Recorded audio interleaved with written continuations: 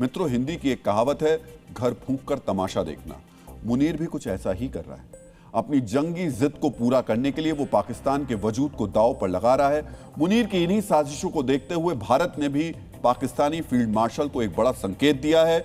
यह संकेत भारतीय वायुसेना की मेगा वॉर एक्सरसाइज यानी एक बड़े युद्धाभ्यास की शक्ल में दिया गया है। अब हम आपको इसी युद्धाभ्यास से जुड़ा अपडेट बताने जा रहे हैं। मित्रों, इस युद्धाभ्यास को नाम दिया गया है वायु शक्ति 2026। इस अभ्यास के लिए वायुसेना के पश्चिमी सेक्टर यानी राजस्थान के जैसलमेर को चुना गया है। इस अभ्यास में वायुसेना के कुल 120 विमान शामिल होंगे। अगर फाइटर जेट्स की बात करें तो रफाल के साथ साथ सुखोई 30, तेजस और मिराज इस एक्सरसाइज का हिस्सा बनेंगे। फाइटर जेट्स के साथ अपाचे अटैक हेलीकॉप्टर्स और C-130 ट्रांसपोर्ट एयरक्राफ्ट भी वायु शक्ति 2026 में शामिल होंगे।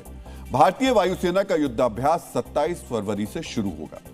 मित्रों, यहां आपको जानना चाहिए कि ऑपरेशन सिंदूर के बाद यह वायुसेना का दूसरा बड़ा सैन्य अभ्यास है। इससे पहले वायुसेना ने त्रिशूल नाम का युद्धाभ्यास किया था। यह एक्सरसाइज भी पश्चिमी सेक्टर यानी राजस्थान और गुजरात में की गई थी।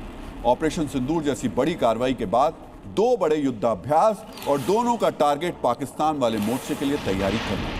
अगर आप इन सभी तारों को जोड़ेंगे तो आपको समझ में आ जाएगा आखिर क्यों वायुसेना की इस तैयारी से पाकिस्तान में खलबली मची हुई है।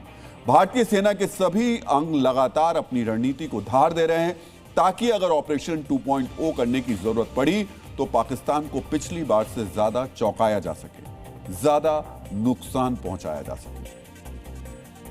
मित्रों, अर्थशास्त्र के रचयिता आचार्य चाणक्य की महत्वपूर्ण नीतियों में से एक थी शतघूर्णे। शतघूर्णे में चाणक्य ने लिखा था, शत्रु को अपनी शक्ति के प्रमाण देते रहने चाहिए। आचार्य चाणक्य शक्ति प्रदर्शन को शत्रु पर मानसिक दबाव बनाने का तरीका मानते थे।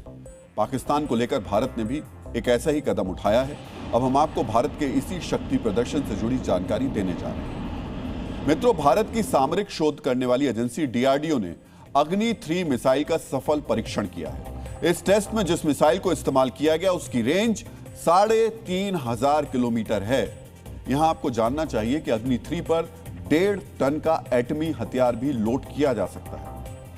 मित्रों, इस एक परीक्षण से भारत ने पाकिस्तान को 2 संदेश दिए। एटमी हथियार वाली मिसाइल के जरिए पहला संदेश यह दिया कि पाकिस्तान की घिसी पिटी परमाणु बम वाली धमकी का अब भारत पर कोई असर नहीं पड़ेगा। दूसरा संदेश यह दिया कि 3500 किलोमीटर की रेंज वाली यह मिसाइल पाकिस्तान के किसी भी हिस्से को ध्वस्त कर सकती है। पाकिस्तान के लिए बेहतर यही होगा कि भारत के शक्ति प्रदर्शन से पाकिस्तानी सरकार और पाकिस्तानी फौज दोनों की आंखें खुल जाएं, ताकि आर्थिक रूप से कंगाल पाकिस्तान हर मोर्चे पर बदहाल न हो जाए।